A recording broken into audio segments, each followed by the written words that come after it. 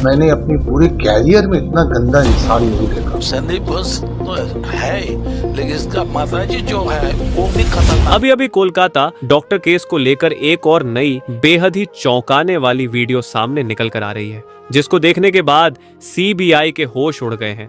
Doctor बिटिया के rape और मर्डर केस को लेकर एक ऐसे शख्स की पहचान की गई है जो कि टीएमएससी से भी ताल्लुकात रखता है। सबसे हैरानी वाली बात तो यह है कि यह दरिंदा संदीप घोष का करीबी भी बताया जा रहा है, और यह दरिंदा इतना हैवान है कि आप इसके करतूतों के बारे में सुनेंगे तो आपकी रूह कांप जाएगी। दोस्तों, सीबीआई संदीप घोष से जुड़े सारे तार को खंगालने में जुटी हुई है। उसके जो करीबी हैं, उसके जो साथी हैं, उन सबको सीबीआई एक एक करके कटघरे में खड़ा कर रही है। और सबसे हैरानी वाली बात तो यह है कि संदीप घोष के जितने भी करीबी और उसके साथी हैं, वह भी सारे दरिंदे हैं। यानी कि संदीप घोष दरिंदों का पूरा जाल बिछाया हुआ है, और इसमें इनोसेंट और मासूम डॉक्टर फंसकर बली का बकरा बन रहे हैं। लेकिन अब बहुत हो चुका, इन लोगों का पाप का घड़ा भर चुका है। इन लोगों की सजा के लिए पश्चिम बंगाल की ममता बनर्जी की सरकार विधानसभा में एक विशेष सत्र में महिलाओं के खिलाफ रेप और दूसरे यौन अपराधों पर कठोर बेहद सख्त दंड देने के लिए एक बिल पेश करने आज जा रही है। इसे देखने के बाद किसी भी दरिंदे का हिम्मत नहीं होगा फिर से इस प्रकार की घिनौनी हरकत करने का। क्या है कानून व्यवस्था में संशोधन, जानेंगे इस वीडियो में विस्तार से। इसीलिए आपके लिए यह वीडियो बेहद जरूरी हो जाता है, इसलिए वीडियो को अंत तक जरूर देखिएगा। डॉक्टर बिटिया के मर्डर के बाद इन लोगों पर काल मंडरा रहा है। दोस्तों, अभी तक सीबीआई डॉक्टर बिटिया के रेप और मर्डर केस को लेकर संदिग्ध 47 लोग, जिसमें गवाह भी शामिल हैं, उन पर शिकंजा कस चुकी है। 10 लोगों का पॉलीग्राफ टेस्ट भी हो चुका है, और इसमें सबसे बड़ा जो दरिंदा है यानी संदीप घोष, उसका कई बार टेस्ट हो चुका है, लगभग 13 बार टेस्ट हो चुका है। और अभी अभी इस नए दरिंदे के आ जाने से इस केस में बड़ा घमासान शुरू हो गया है। सीबीआई फुल एक्शन में आ गई है। सीबीआई ऐसी जाल बिछा रही है कि खुद ब खुद डॉक्टर बिटिया के जो कातिल है वह दरिंदे फंसते चले जा रहे हैं। दोस्तों, मीडिया रिपोर्ट से एक और सनसनी खुलासा हुआ है कि संदीप घोष जो है वह लावारिस डेड बॉडी और बायोमेडिकल वेस्ट की स्मगलिंग बांग्लादेश में करता था। आरजीकर मेडिकल कॉलेज में जो ट्रेनी डॉक्टर होती थी, उन्हें ब्लैकमेल भी करता था। 15 जूनियर डॉक्टरों का एक गैंग बनाया था जो वसूली करता था। इस गैंग के सदस्य गेस्ट हाउस में लड़कियां लाते थे, बाहर से भी कुछ लोग आते थे, उनके लिए रंगीन महफिलें सजती थी, यहाँ पर उनको शराब परोसी जाती थी। यही गैंग विद्यार्थियों को पास फेल करता था, फिर उनसे पैसे वसूलता था, विद्यार्थियों को गलत काम करने के लिए मजबूर करता था। दोस्तों, सूत्रों के हवाले से यह भी पता चला है कि संदीप घोष के पास भ्रष्टाचार का अथाह काला धन है। ऐसा भी हो सकता है इनके साथ कुछ लोग हो जो मिल बांट कर खाते हो, उसके एवज में इनको बचाते हो। और तो और, अगर कोई भी ट्रेनी डॉक्टर इसके खिलाफ आवाज उठाने की कोशिश करता है तो वह उसे दबाने की हर संभव प्रयास करता था। और यह सब संदीप घोष के साथ ही कार्यरत उसी डिपार्टमेंट के एक अधिकारी ने बड़ा खुलासा किया है। इससे यही साबित होता है कि इस केस का जाल बहुत लंबा बिछा हुआ है, इसमें बड़े से बड़े लोग इन्वॉल्व हो सकते हैं। सबसे बड़ी खुशी की बात तो यह है कि सीबीआई अपने फाइनल डिसीजन पर बहुत जल्द पहुंचने वाली है और कोर्ट में चार्जशीट बहुत जल्द पेश करने वाली है। उसके बाद इन दरिंदों के करतूतों का जो पूरा काला चिट्टा है वह जज के सामने पहुंचेगा, और उसके बाद उनकी जो इतनी घिनौनी दरिंदगी है, अगर फांसी की भी सजा दी जाए तब भी कम है। इनको फांसी तो होना निश्चित ही है, इस बात से नकारा नहीं जा सकता है। ये छिपे हुए दरिंदे यही सोच रहे थे कि संजय राय को इस केस का मेन विक्टिम बनाकर हम बच जाएंगे।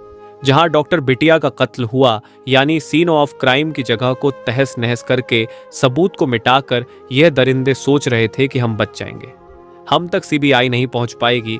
लेकिन हुआ कुछ और, देश की सबसे तेज तरार क्राइम ब्रांच सीबीआई ने इनको धर दबोचा। दोस्तों, सीबीआई की इस कड़ी मेहनत के लिए वीडियो को एक लाइक जरूर कीजिएगा, और डॉक्टर बिटिया को जल्द से जल्द न्याय मिले उसके लिए कमेंट में वी वांट जस्टिस जरूर लिखिएगा। साथ ही चैनल में पहली बार आए हैं तो चैनल को सब्सक्राइब भी जरूर कर लीजिए। दोस्तों, सबसे हैरानी वाली बात तो यह है कि ये आम जनता किस पर भरोसा करे। जिन लोगों को आम जनता की रक्षा के लिए नियुक्त किया जाता है, वही अगर करप्ट हो जाए तो आम जनता बेचारी क्या करे। हम बात कर रहे हैं पुलिस की। दोस्तों, इस केस से जुड़े कई ऐसे खुलासे हुए हैं जिसमें पुलिस के भी इस केस से ताल्लुक देखने को मिल रहे हैं। पुलिस भरपूर प्रयास में जुटी हुई है कि इस केस को दबा दिया जाए। इस केस को पूरी तरह से कवर अप करने में कोई कसर नहीं छोड़ी है। सूत्रों के हवाले से बताया यह भी जा रहा है कि डॉक्टर संदीप घोष को डॉक्टर बिटिया के कत्ल की खबर मिलने के कई घंटे बाद उस घटना स्थल पर पहुंचा था, जबकि पुलिस पहले पहुंच गई थी। सबसे हैरानी वाली बात तो तब पता चली जब यह पता चला कि उस क्राइम ऑफ सीन का फिंगरप्रिंट लेने के लिए एक ऐसे ट्रेनी डॉक्टर को नियुक्त किया गया था और बताया जा रहा था कि यह फिंगरप्रिंट एक्सपर्ट है।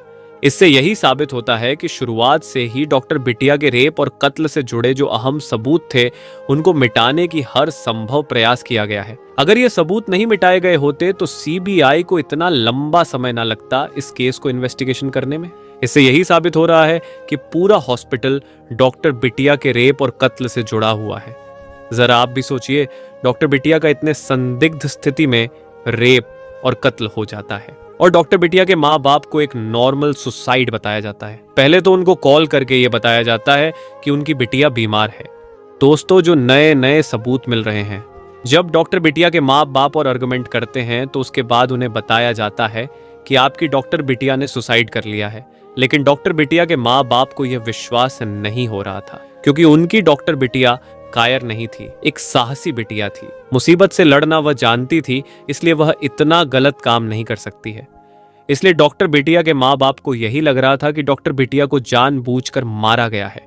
और तो और दोस्तों, हॉस्पिटल के जो और भी स्टाफ लोग हैं वह भी इतने दरिंदे हैं, या हो सकता है कि संदीप घोष के डर से ऐसा गलत कदम उठा रहे थे। आपको बता दें, डॉक्टर बिटिया के माँ बाप को 3 घंटे तक अस्पताल में वेट करना पड़ा था अपनी बिटिया का चेहरा अंतिम वक्त देखने के लिए।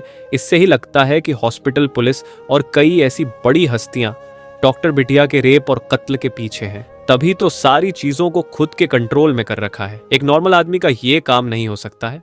दोस्तों, अब जान लेते हैं कि नई वीडियो से एक नया दरिंदा जो पकड़ा गया है वह कौन है, डॉक्टर बिटिया के केस से उसके क्या ताल्लुकात है और वह दरिंदा क्या क्या कांड कर चुका है। सारे सबूत मैं आपके सामने रखने वाला हूं जो यह नया दरिंदा पकड़ा गया है। यह संदीप घोष का बेहद ही करीबी है।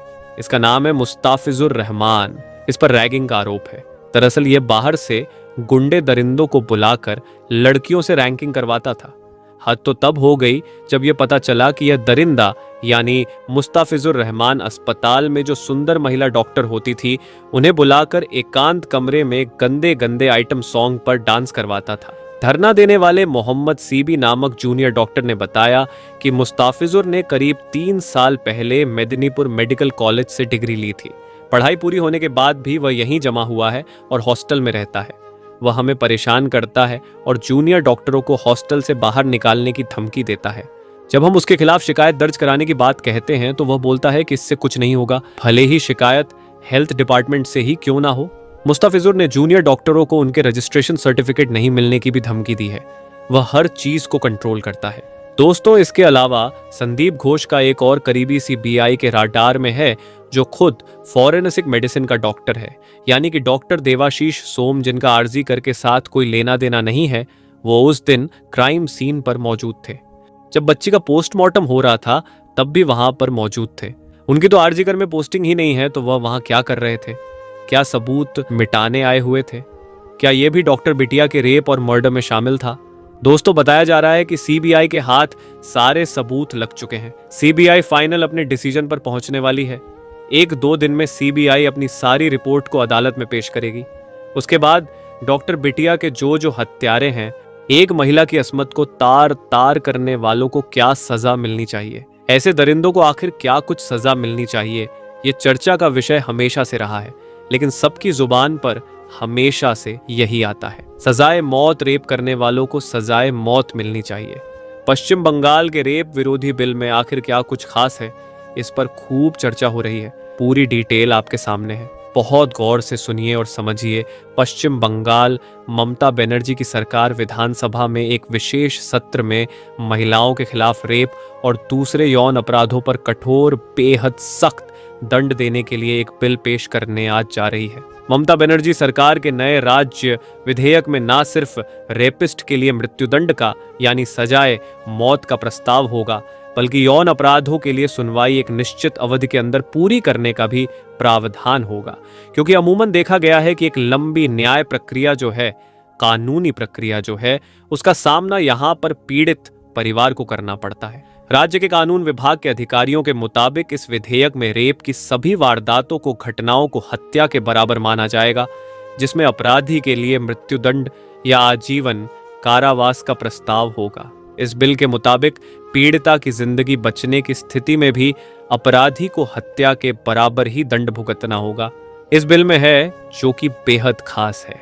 दरअसल कोलकाता के मेडिकल कॉलेज और अस्पताल में एक पीजी ट्रेनी लेडी डॉक्टर के साथ जिस तरह से दरिंदगी की गई, रेप की वारदात को अंजाम दिया गया और फिर मौत के घाट बेरहमी से उतार दिया गया। पश्चिम बंगाल की सरकार अब यह बिल ला रही है और इस बिल में किसी भी रेपिस्ट के लिए, किसी भी बलात्कारी के लिए आजीवन कारावास या फिर सजाए मौत यानी मृत्युदंड की सजा का प्रावधान किया गया है, जो रेप की गंभीरता पर निर्भर करेगी। अगर परित जीवित है यानी कि जान बच जाती है तो भी उस दोषी को आजीवन कारावास यहां पर दिया जाएगा, यानी कि उम्र भर उसे जेल की सलाखों के पीछे रहना ही होगा। अगर पीड़िता अपनी जान गंवा देती है, पीड़िता को मार दिया जाता है या फिर बिस्तर पर भी वो पड़ जाती है, उसके शारीरिक तौर पर वो पूरी तरह से भी बस हो जाती है, तो भी मृत्युदंड दिया जाएगा। दोषी को, उस रेपिस्ट को मुकदमा चलाकर अपराधी को दोषी करार होने पर यह पूरा जो एक समय सीमा यहाँ पर तय की गई है, मामला उसी समय सीमा पर पूरा होना होगा। बलात्कार या हत्या के मामलों में इसमें मृत्युदंड के अलावा अपराधी के परिवार पर भी भारी जुर्माना लगाने का प्रावधान यहाँ पर होगा और 15 दिनों के अंदर फैसला। क्या है ये समझिए। दरअसल इस बिल में फैसला कम से कम समय में दिए जाने का भी प्रस्ताव है, जिसमें पर्याप्त निर्णायक सबूतों वाले मामलों में अपराध तारीख से 15 दिनों के अंदर फैसला सुनाए जाने का यह प्रावधान है, क्योंकि हर कोई जानता है कि जैसे जैसे वक्त बीतता है उसके साथ साथ सबूतों को मिटाने की कोशिश भी की जाती है, गवाहों को बदलने की कोशिश की जाती है, हालातों और परिस्थितियों से मुकरने की भी कोशिश होती है। ऐसे में 15 दिन का और कम से कम समय का ये वक्त यहाँ पर इस बिल के जरिए प्रस्ताव के तौर पर सामने आया है। इसी तरह आंध्र प्रदेश सरकार ने एक विधेयक साल 2019 में भी पेश किया था, जिसमें महज 21 दिनों के भीतर फैसला दिए जाने का प्रावधान है, लेकिन यह मंजूरी के लिए राष्ट्रपति के पास इस वक्त मौजूद है। जबकि निर्भया अधिनियम 2013 और आपराधिक संशोधन अधिनियम साल 2018 के तहत फैसला रेप के मामले में फैसला देने का मौजूदा समय 4 महीने का है, जिसमें 2 महीने जांच के लिए और 2 महीने मुकदमे के लिए तय किए गए हैं। और देखिए, नए बिल में कई खास बातें हैं। दरअसल पश्चिम बंगाल के राज्य के कानून विभाग के एक सूत्र ने कहा कि इस विधेयक में कुछ दूसरे विशेषताएं हैं। पहली बात है कि रेप की घटना को हत्या के मामले के रूप में माना जाएगा और कानून के प्रावधान के मुताबिक ही पूरा मुकदमा यहां पर चलेगा। दूसरा, बलात्कार या बलात्कारी और हत्या के सभी मामलों की जो सुनवाई होगी फास्ट ट्रैक अदालतों में होनी चाहिए। यह भी कहा गया है, विधेयक में यह अनिवार्य किया गया है, अनिवार्य यानी जरूरी किया गया है कि अपराध की खबर देने के लिए इसकी सूचना देने के 6 घंटे के भीतर ही पीड़िता की मेडिकल जांच कराई जानी चाहिए, यानी कि कोई लेट लतीफ किसी भी स्तर पर सामने नहीं आनी चाहिए। वही आरोपी को गिरफ्तारी के फौरन बाद मेडिकल जांच करानी चाहिए, ताकि किसी भी तरह से कोई सबूत जो है वो किसी भी कीमत पर मिटने ना पाए। तो देखिए, बिल यहाँ पर जरूर सामने आएगा। प्रस्ताव बेहतरीन है। प्रावधान अगर मजबूत तौर पर आता है तो यकीनन एक बड़ा बदलाव यहाँ पर हो सकता है, लेकिन सवाल यही उठता है कि जमीनी स्तर पर क्या वाकई ये सामने आ पाएगा या फिर कागजों में लिपटा रह जाएगा, जैसा कि अमूमन हर बार देखा जाता है।